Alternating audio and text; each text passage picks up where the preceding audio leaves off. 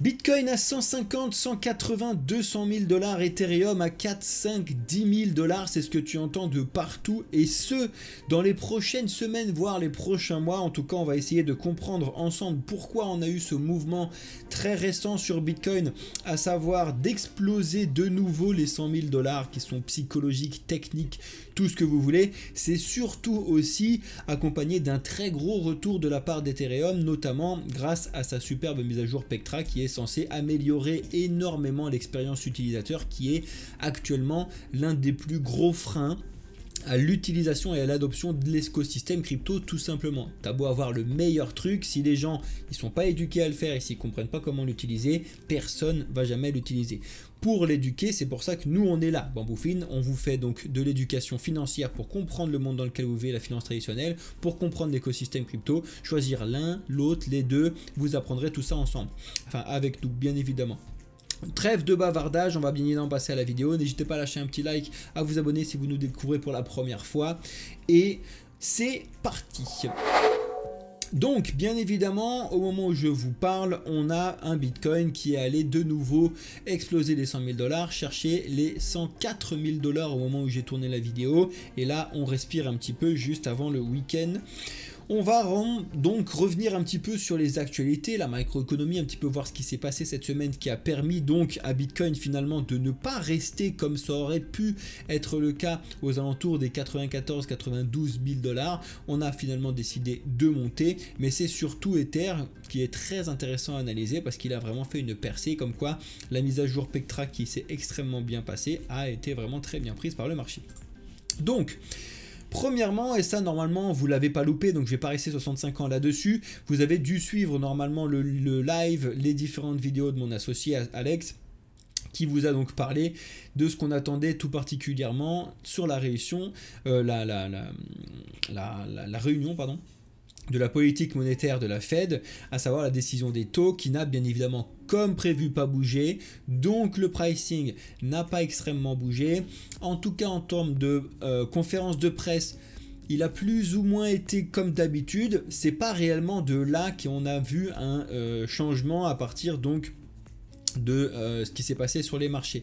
Hier c'est pareil, pas passé énormément de choses. La BOE a elle aussi pas décidé de changer, d'accord, enfin a décidé de rester sur les prévisions, pardonnez-moi, donc de baisser de 0,25 points de base. Et ensuite aujourd'hui, au moment où je tourne la vidéo, on a eu plusieurs informations au niveau de la Chine, etc. Mais vous allez voir juste après que les informations ne sont pas encore tombé, mais c'est ce qu'on l'attend qui a permis aussi beaucoup au marché de rebondir fortement. Alors ça, on s'en fout. 16 jours consécutifs dans le vert, effectivement, on a un ETF Bitcoin, donc celui de BlackRock bien évidemment, qui a été dans le vert depuis plus de 2 semaines maintenant. Quand on regarde donc Soso Value, on voit donc sur le résultat des ETF que on a de très grosses rentrées qui sont arrivées sur sur Bitcoin, pardon, au niveau donc de son ETF spot, d'accord, bien évidemment avec en tête la semaine du 25 avril avec 3 milliards qui sont rentrés, mais quand même la semaine du 2 mai avec 2 milliards, et cette semaine qui se termine est un petit peu plus calme parce qu'elle a été quand même assez mouvementée, mais aujourd'hui on devrait avoir une très belle clôture de semaine. En tout cas, quand on met en daily, ça n'a pas été 16 jours de vert hein, partout, parce qu'il y a eu 2 petits rouges ici qui sont dus à Grayscale comme d'habitude, mais en tout cas pour BlackRock ça a été que des entrées, et du coup on est de retour sur des vraies grosses périodes d'entrée d'in sur Bitcoin, notamment au niveau des ETF. Donc ça fait déjà beaucoup de bruit, et ça rassure les marchés. Ensuite, on a aussi ce type d'information là qu'il ne faut pas négliger. En général, quand on a ce type de marché là, c'est plusieurs couches de bonnes nouvelles qui arrivent en force. Premièrement, la réserve stratégique donc de Bitcoin arrive de plus en plus à être validée aux États-Unis, notamment avec l'Arizona qui emboîte le pas, avec le New Hampshire, etc., etc. Donc ça va commencer à mettre des tampons de réserve Bitcoin un peu partout aux États-Unis. C'est pas les États dont on avait peur qu'ils le fassent pas, parce que c'est ceux qui avaient annoncé qu'ils le feraient, donc pour l'instant voilà. Mais au moins il y a rumeur, et le fait de le faire réellement, encore une fois pour l'instant, du moins à ma connaissance, il n'y a pas eu d'achat officiel, etc. On est toujours de la part des États-Unis sur des réserves avec ce qu'ils ont déjà. D'accord, donc ça c'est aussi un petit peu controversé parce que c'est facile de faire une réserve d'un truc que tu as déjà, d'accord. Par contre, de faire une réserve quand il l'a avec l'or par exemple et d'en acheter, d'aller en chercher, c'est complètement différent. Quand on va avoir à un moment, et je pense qu'il va y avoir cette news là qui va tomber de la part de Donald Trump potentiellement à un moment dans l'année, où il va dire on achète du Bitcoin en tant que réserve. Ça fait partie donc des catalyseurs qui explose un marché comme on l'avait eu en 2021, notamment avec Facebook qui change de nom en Meta, etc. etc. C'est tout ce type d'annonces là qui font que le marché augmente. Ensuite, ça aussi c'est une extrême grosse annonce qui est tombée hier. Les banques américaines peuvent gérer les cryptos de leurs clients, mine de rien. Ça a l'air d'être un petit peu anti-crypto, mais n'oubliez pas quelque chose d'important, c'est que vous êtes en France, vous ne voyez pas les news qu'il y a aux États-Unis. Dites-vous qu'aux États-Unis, il y a des réels pubs de Bitcoin à la télévision, etc. Ils sont quand même vachement plus en avance en termes de communication, d'utilisation, d'adoption que nous le sommes. Il faut quand même être conscient du monde dans lequel vous vivez et que actuellement en France ou en francophonie, c'est quand même très très calme. Alors que les autres pays, notamment les États-Unis, on en parle beaucoup, mais d'autres pays, surtout en Asie, la Chine, où on n'en parle pas du tout, alors que eux, c'est clairement quelque chose qu'ils ont commencé à adopter, surtout au niveau des études. S'il y a bien un pays où il y a un paquet qui a été mis sur les études, c'est bien la Chine. C'est-à-dire que c'est l'un des seuls pays où on est formé, éduqué à faire du développement blockchain. Comme quoi, voilà. Bull Run, donc c'est un petit peu ce que vous pouvez voir de partout, bien évidemment, parce qu'on a Bitcoin qui franchit de nouveau les 100 000 $. Alors c'est pas... Ça fait partie donc des très très gros effets qui font que quand tu le franchis la première fois, tu en as énormément qui vont prendre des profits dessus parce qu'ils étaient là avant et du coup ils attendaient tous psychologiquement d'être à 100 000. Là on est à la deuxième fois, donc la deuxième fois ça donne l'occasion à ceux qui n'avaient pas pris des bénéfices d'en prendre premièrement, et deuxièmement ça conforte un petit peu les gens à dire finalement c'est déjà la deuxième fois qu'on arrive à 100 000 $. Souvent, alors là je m'avance peut-être un petit peu, mais peut-être que je me trompe également, souvent les vrais changements c'est à la troisième fois. Donc ça voudrait dire qu'on devrait de nouveau repasser en dessous des 100 000 avant d'aller encore plus haut. Ça fait partie de maintes théories qui est un petit peu de partout sur l'écosystème crypto. Vous choisissez ce que vous voulez. En attendant, appliquez votre plan. Si vous faites un plan pendant que vous êtes au milieu de la champ de bataille, vous allez vous prendre une balle et c'est terminé, bonsoir. Donc faites un plan en avance et regardez un petit peu ce qui se passe. Moi c'est un petit peu le nez que j'ai et de ce que je passe, de ce que j'ai sur ce genre de truc. Je suis persuadé de toute façon que cette année, et ça c'est quelque chose que je répète depuis très longtemps, ça fait plus d'un an et demi que j'étudie ça avec vous, on va avoir une belle saison crypto comme on l'a quasiment tous les 4 ans. Et qu'on devrait voir Bitcoin aller beaucoup plus haut. Est-ce qu'on va le faire sur le mois de mai, juin?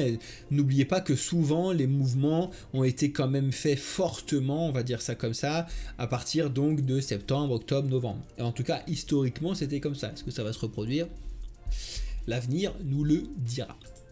Ensuite, donc on est allé chercher les 103 voire les 104 000 balles avec donc des records de liquidation de tous ceux qui étaient donc en vente, bien évidemment, les cryptos qui explosent à la hausse, forcément, mais là où on entend beaucoup parler aussi, c'est sur Ether, quand vous pouvez le voir ici, c'est que vous avez donc des très beaux pourcentages verts, mais on en a quand même un parmi les très gros qui se distingue bien plus que les autres, c'est Ethereum, qui est monté à plus de 22% de hausse, donc ça c'est quand même énormissime et un vrai vent de changement dont on va parler juste après.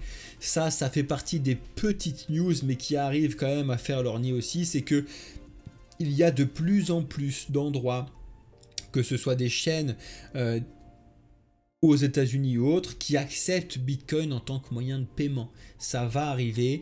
Dans quelques années, vous allez pouvoir dépenser vos bitcoins, vos autres cryptos, absolument partout.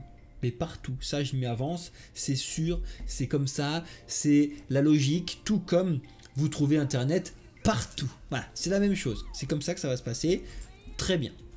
Voilà la plus grosse annonce selon moi qui fait énormément bouger les marchés.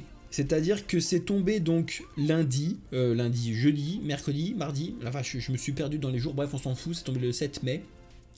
donc mercredi, où en gros, la guerre commerciale qu'il y a entre les États-Unis et la Chine devrait avoir potentiellement plus d'informations ce week-end, donc celui-là là, qui arrive là maintenant, avec donc une réunion en Suisse donc de Donald Trump et Xi Jinping qui vont discuter un petit peu de ce qui se passe là-dessus.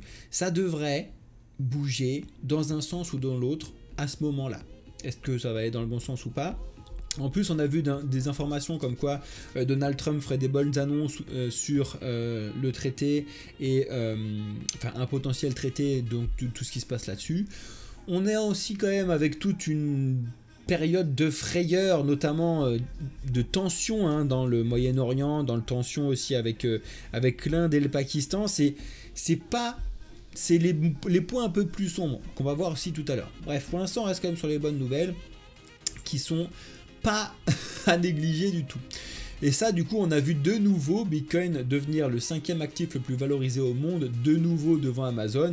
Il faut quand même, c'est très drôle de voir ça, mais on doit les différencier dans le sens où en fait Amazon c'est une entreprise, d'accord, Apple c'est une entreprise et tu ne peux pas normalement mettre une entreprise au même titre que l'or par exemple, d'accord, donc bon, bref, on s'en fout, mais en tout cas, c'est juste qu'il faut comparer ce qui est comparable en général pour avoir de vrais bons résultats.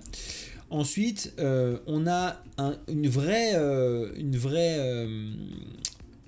explosion, on va dire ça comme ça, d'Ether. C'est-à-dire que Ethereum a vraiment poussé très fort et beaucoup parlent du bull run. Maintenant, je vais vous expliquer juste après un petit peu donc le cas d'Ethereum, de ce qu'on a eu, pourquoi, etc., etc. Mais ça a été un boom aussi bien sur le point de vue donc du marché, donc on est passé comme 2008 à 2300 quand même sur 24-48 heures, mais aussi sur les volumes. Il y a eu beaucoup de volumes qui ont bougé à ce moment-là, et ça c'est très très intéressant. En tout cas pour l'instant on est allé se heurter simplement sur les 2396-2400 balles.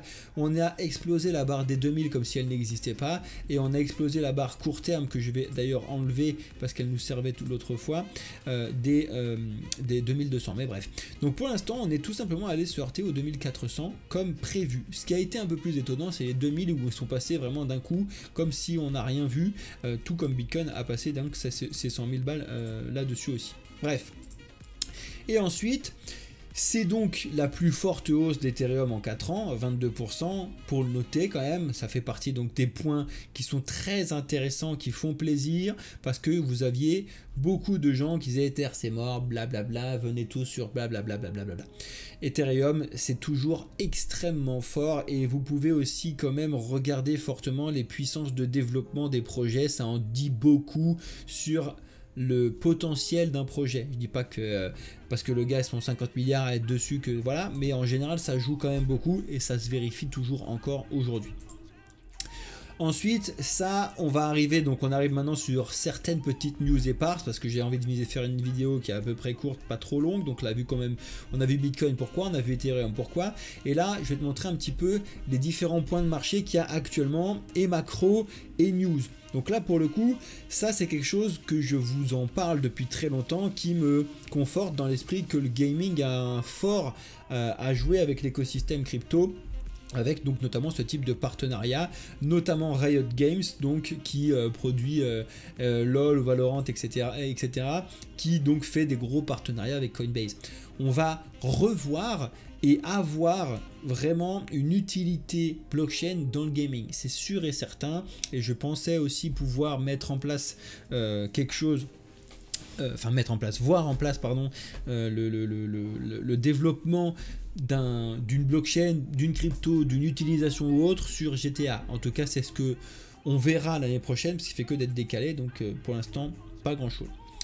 Bien évidemment, il y a quand même au milieu de tout ça des mauvaises news, même si elles sont beaucoup plus petites, donc font pas énormément de bruit, mais le Royaume-Uni dit encore non en tant que réserve stratégique. C'est-à-dire qu'à chaque fois, on leur repose la question: vous êtes sûr, vous voulez pas faire une réserve, un actif de stratégie X ou Y, long terme, machin, bah, souvent, le Royaume-Uni, c'est un petit peu compliqué dans le sens où des fois, tu en as certains qui sont très chauds, d'autres non. Nous, pour le coup, c'est catégorique de non. Hein. Avec Christine Lagarde, pour l'instant, on est sur un ultra non. Ça bougera obligatoirement parce qu'on ne peut pas négliger la technologie et négliger ce qui se passe. Donc je me fais absolument aucun souci. En attendant, pour l'instant, c'est pas encore le cas. Quand je vous le dis qu'il manque un petit peu la petite pépite qui fait, tu sais, la petite boule de neige en haut qui part et qui fait un gros truc, on l'a pas encore, mais on sent qu'elle est pas loin. On sent que c'est quand même pas très très loin d'avoir des bonnes nouvelles, des trucs et tout qui peuvent un petit peu faire bouger fortement et concrètement les choses. Ça va arriver. Ça va arriver. Ensuite, ça, c'est une news que j'ai vu passer, que je voulais vous montrer, mais Trump piégé par un lobbyiste de Ripple, colère à la Maison Blanche après les tweets pro-XRP. Bon, ben, qu'est-ce que tu veux que je te dise? Il aurait été piégé par un cabinet qui était lié à Ripple à l'origine de son message poussant sur une réserve XRP à ADA et Sol. Donc c'est un petit peu un gros coup de gueule de la part de Trump là-dessus. Hein.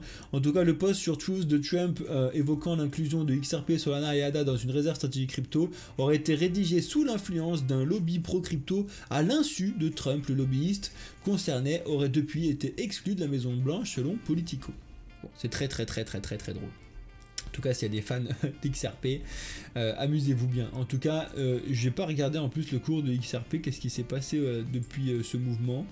Bah, ouais, on a connu une petite hausse, mais c'est pas fou non plus comparé à ce qu'on avait déjà connu. Mais pourquoi pas? Pourquoi pas après tout, hein. On est quand même assez loin de tout ce qu'on avait eu avant. Ensuite, il y a vraiment ce point-là qu'il ne faut pas négliger, qui est mis de partout dont tout le monde parle. C'est-à-dire que toutes les grosses sociétés actuellement se lancent dans ce qu'on appelle une course au stablecoin. C'est-à-dire que pendant longtemps, on a eu donc des stablecoins. Enfin, pendant longtemps, moi quand je suis arrivé, il n'y avait pas de stablecoin. C'est-à-dire que tout était en Bitcoin et point. Ensuite, très rapidement, aux alentours des années 2017-18, on a eu les premiers gros stablecoins qui sont arrivés avec une normalisation où du coup on a tout fait avec l'USDT. Maintenant, nous en tout cas en Europe, on est obligé de tout migrer un petit peu avec l'USDC. Et en fait, tous ces trucs-là, donc USDT, USDC, même l'UST à l'époque, le DAI, l'USDD, bref, tous ces trucs-là sont des projets qui sont arrivés avec l'écosystème crypto, qui ne sont pas donc des anciens ou des entreprises existantes, etc. Depuis un certain temps, maintenant, il y a une espèce de course à la compréhension, l'utilisation, la mise en place de stablecoin qui a été notamment lancée avec Trump, avec son projet WLFI, avec son USD1 qui fait énormément de bruit. Et du coup, tu as beaucoup de grosses boîtes, de layers, de trucs qui existent déjà, qui veulent faire un stablecoin. On verra bien, mais en tout cas, il y a cette espèce de ruée vers l'or du stablecoin actuellement, que vous ne devez bien évidemment pas confondre avec d'autres technologies diverses. J'ai encore vu des gens qui... Là, récemment, non, hein, encore que c'est pas impossible, mais qui investissent sur le DAI parce qu'il a $1 et qui pensent que ça va aller beaucoup plus haut. Ben non, parce que c'est un stablecoin qui est censé rester au prix du dollar. Donc il faut quand même le savoir, parce que quand tu le sais pas, bah, tu as l'air d'un couillon. Qu'est-ce que tu as fait? Bah, j'ai investi 100 000 € sur le DAI. Très bien, pourquoi? Bah parce que ça va monter. Ben non, ça va pas monter. Bref, en attendant... Ça fait du bruit parce que à l'époque ils avaient lancé donc le Diem, qu'ils après renommé en Libra, qui finalement sont partis et ils ont lancé eux-mêmes Aptos. Donc bref, tout ce bazar là, ça a été un vrai échec de la part de Meta. Et là on voit qu'ils reviennent dans l'écosystème crypto en ouvrant la porte des stablecoins. Ensuite, je vous en ai parlé mardi, mais du coup la BNB Chain, elle est elle aussi quand même assez validée en ce moment de la part donc des États-Unis avec donc la demande d'ETF. D'accord? On avait bien évidemment le BNB qui était un des stablecoins les plus propres. Pour l'instant, ça l'est toujours. Même si on a ce regain-là qui remonte au-dessus des 584, qui ont été un rebond juste parfait, le BNB a quand même une façon d'être développée actuelle qui fait que ça stagne là où tout le monde tombe parce qu'en fait ils en brûlent. Donc en fait pour l'instant c'est à peu près propre, mais on verra bien. Le BNB, je pense qu'il a encore beaucoup à développer et pour le coup j'aime bien aussi la blockchain en termes d'utilisation. Elle est vraiment très simple d'utilisation, très simple avec un peu de fun aussi sur notamment je pense à PancakeSwap pour faire de la finance décentralisée. Bref. Et ensuite, je finis juste par cette petite news là que vous avez vu passer, comme quoi il faut faire aussi attention et toujours attention aux plateformes centralisées, notamment Coinbase. Les clients se seraient fait voler 45 millions de dollars la semaine dernière. En tout cas, ça a été une alerte qui a été lancée par ZachXBT. Bon, bref, comme d'habitude, des arnaques il y en a toujours, des plus ou moins grosses, mais Je vous montre cette news là pour vous faire une petite piqûre de rappel que si vous voulez être propre et maître de vos cryptos, vous devez vous les détenir vous sur des wallets privées à vous, d'accord? Même si vous voulez avoir à la rigueur des softwares comme MetaMask, etc., à la rigueur. Mais s'il vous plaît, prenez des Tangem, prenez des Ledger et si vous avez besoin d'aide, n'hésitez pas à nous le demander. Donc, les marchés sont bien évidemment dans le vert, avec donc du vert à peu près partout. C'est pas une euphorie non plus. On a connu des moments avec donc des verts énormes ici, même sur 24 heures. Pour l'instant, ça redonne juste énormément de confiance en certains projets, surtout avec Ether. C'est-à-dire que Ether vient quand même de ravaler en une seule journée ce qui s'était passé en termes de baisse depuis le mois de mars. Donc, c'est pas non plus... il y a 5 ans, hein, mois de mars, c'était cette année-là, c'était il n'y a pas très longtemps, le début du mois de mars, on va dire même février, d'accord, quelques mois, donc c'est juste qu'on a ravalé quelques mois en 48 heures. Très bon début, on va voir si surtout on arrive à le tenir, parce que là maintenant, on a fait cette montée fulgurante, il ne faudrait surtout pas qu'on rebaisse et qu'on refume ce truc-là dès ce week-end en disant bon bah voilà, on s'est bien amusé 2 secondes, non, il faudrait surtout pas ça, il faudrait qu'on garde et qu'on reste dans cette zone, et j'aimerais bien qu'on repasse au-dessus donc des 2400 et d'intégrer au moins la zone des 2004-2006 pour pouvoir espérer remonter entre guillemets rapidement et sereinement. Pour l'instant, on n'y est pas encore. Donc il va falloir voir ce qui va se passer bien évidemment ce week-end avec toutes les news que je vous ai montrées. On a aussi le Solana qui s'en sort extrêmement bien, c'est pareil. Donc lui il ravale un petit peu toute la baisse qu'il avait eu sur depuis le mois de mars, mais enfin depuis un petit peu tout ce qu'on a eu là-dessus. Donc très bien. Donc ça va avec tout ce qui s'ensuit, les mêmes coins, les machins, les trucs. De toute façon, comme d'habitude, ce que je vous propose de regarder, c'est les totaux. Quand vous regardez donc le total de toutes les cryptos, comme par hasard, on est revenu se heurter exactement là où on était heurté, à savoir le 21 février. Ça, c'est toutes les cryptos réunies. Ensuite, pardon, on regarde le total 3. Donc c'est le total... sans Bitcoin, sans Ether. On voit qu'on n'est pas encore arrivé sur cette zone-là. Donc on pourrait y aller. Ça, c'est bien évidemment significatif de ce qui se passe en termes de dominance de Bitcoin. Mais je reviendrai dessus juste après. Et ensuite, on a les autres, donc tout ce qui est en dessous du top 10 de CoinMarketCap, qui est quand même assez mouvementé hein, par rapport à tout ce qui se passe actuellement. Et lui non plus, bien évidemment, n'est pas revenu sur la zone des 300 milliards, où on en est même encore assez loin. Mais en tout cas, on est aussi assez loin du bas des 190-185 milliards. Et on a eu les mêmes aussi qui ont fait un joli petit mouvement.